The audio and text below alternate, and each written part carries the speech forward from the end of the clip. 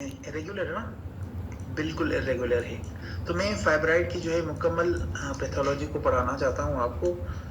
जब लेसन के अंदर मैंने आपसे कोई जिक्र किया हो तो उसको डीपली भी जाके पढ़ना बहुत ज़रूरी होता है। और अब हम इसको जो है एक सीरीज़ के तौर पे लेंगे क्योंकि इसकी पैथोलॉजी बहुत बड़ी है।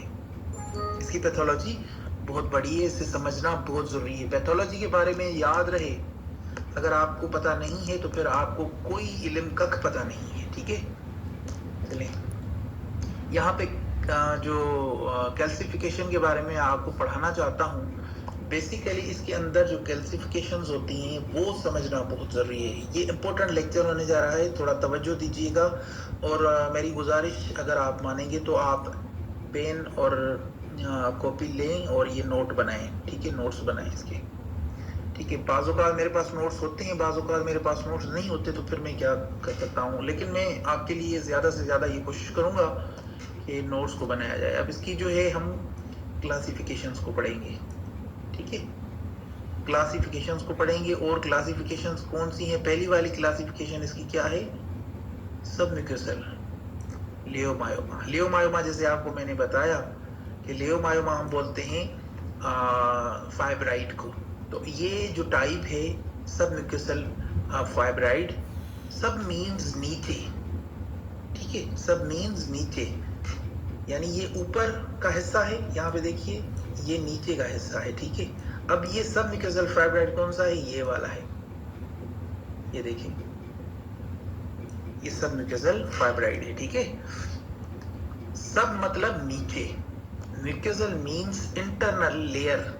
इंटरनल लेयर, हमारा लेयर जो है हमारी कौन सी है जी? ये देखें, ये इंटरनल लेयर, ये वाली इंटरनल लेयर है। ठीक है, इसके ऊपर ये बना है इंटरनल लेयर। हम एंडोमेट्रियम की लेयर को बोलते हैं, सही है।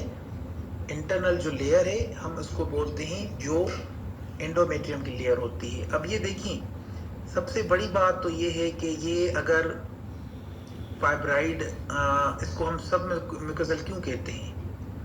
अगर तो ये लेयर इस तरह से आ रही है और फिर इस तरह से दब के बाहर आ रही है अंदर एंडोमेट्रियम की जानिब और फिर सीधी हो रही है, तो फिर इसके ऊपर जो है प्रेशर फाइब्राइड का आ जाता है, फिर ये इस तरह से बाहर निकल आ जाती है।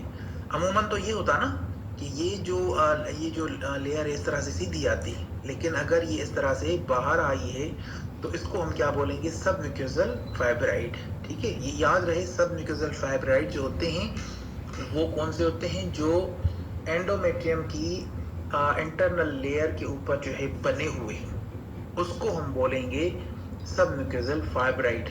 सही है। दूसरे जो होते हैं वो होते हैं पेडुंकुलेटेड। ठीक है, यहाँ पे देखिएगा, थोड़ा समझिएगा बात को।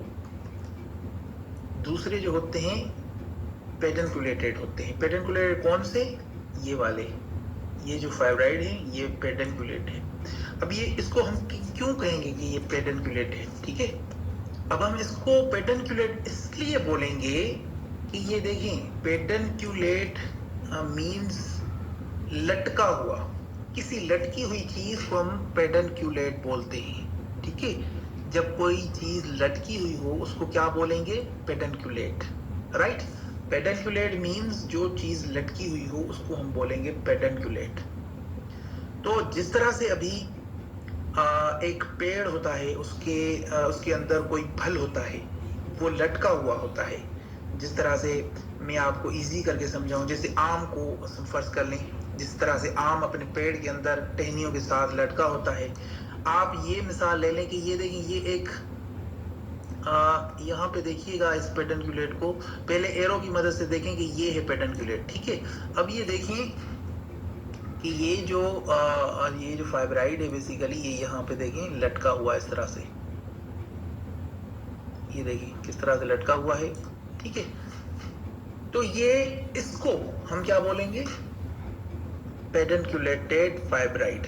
ठीक है, क्योंकि ये पेडुंकुलेट कर रहा है ना, नीचे की तरफ इसका जो है वो है।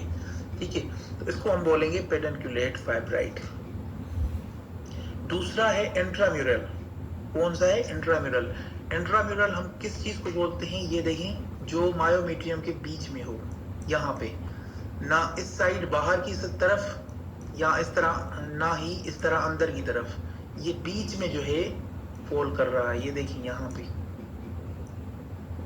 बीच की मतलब बीच में लेयर के मायोमेट्रियम के जो है बीच में है, ठीक है, सेंटर पे है।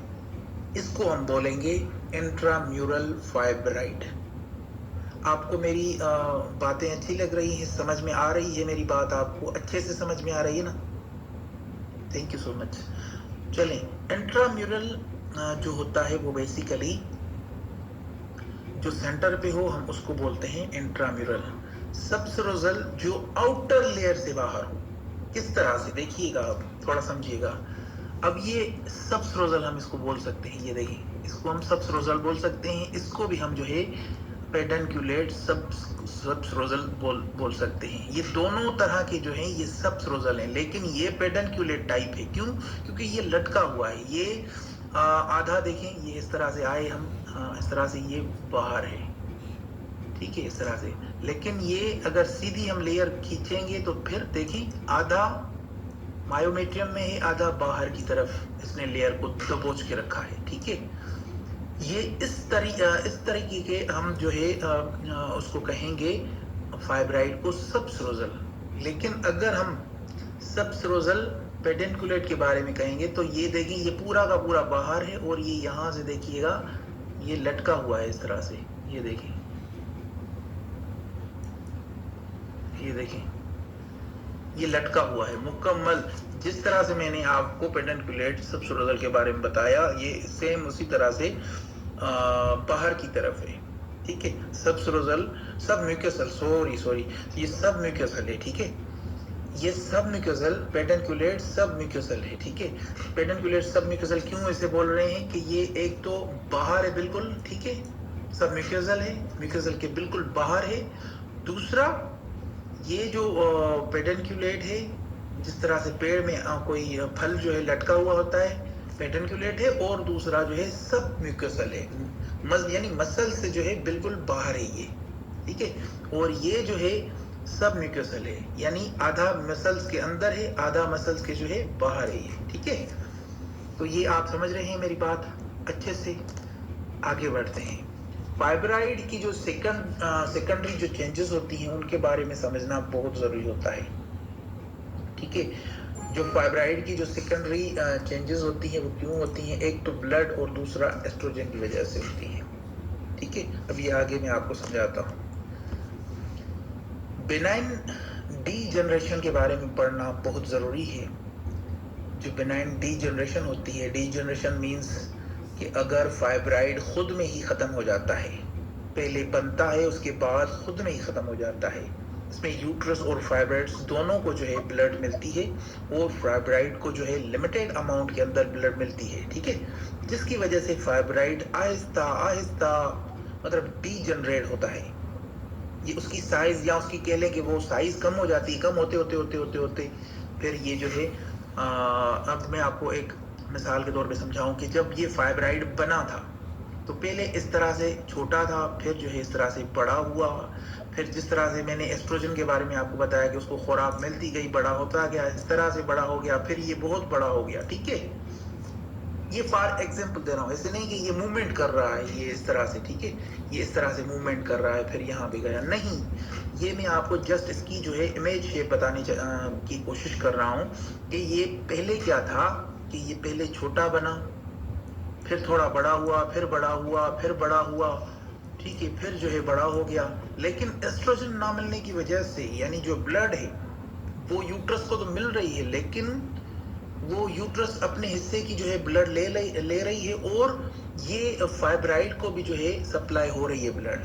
तो एक ब्लड एक लिमिटेड अमाउंट के अंदर जो है ब्लड आ रही है, यूट्रस को सप्लाई हो रही है और यहाँ से फाइब्राइड भी अपना हिस्सा निकाल रहा है। लेकिन वो हिस्सा अगर इसका बंद हो जाता है और यूट्रस ज्यादा ब्लड जो है अपनी ले रही है, खुराक ले रही है, ठीक है, तो फिर क्या होगा? फिर ये होगा कि इसको एस्ट्रोजन ना मिलने की वजह से पहले ये इतना था और अब ये छोटा हो गया, फिर ये डी जनरेट होता होता होता होता फिर इस तरह से फिर छोटा होके फिर ये खत्म हो गया, एब्जॉर्ब हो गया, ठीक है। तो इसको हम बोलते हैं benign D generation. Benign D generation को समझना बहुत इंपॉर्टेंट है। अगर आप इसको नहीं समझेंगे तो मैं समझता हूँ कि आपका कोई फायदा नहीं है। ये डीजनरेशन समझना बहुत ज़रूरी है। तो 2 तरीके के हो सकते हैं, एक तो बिनाइन डीजनरेशन यानी फाइब्राइड जो है खुद में ही ख़त्म हो रहा है, खुद ही ख़त्म होता जा रहा है, ठीक है। और दूसरा कि ये जो फाइब्राइड है इसका जो है रिमूवल होना चाहिए, सर्जिकल रिमूवल, ठीक है। तो ये समझना बहुत ज़रूरी था।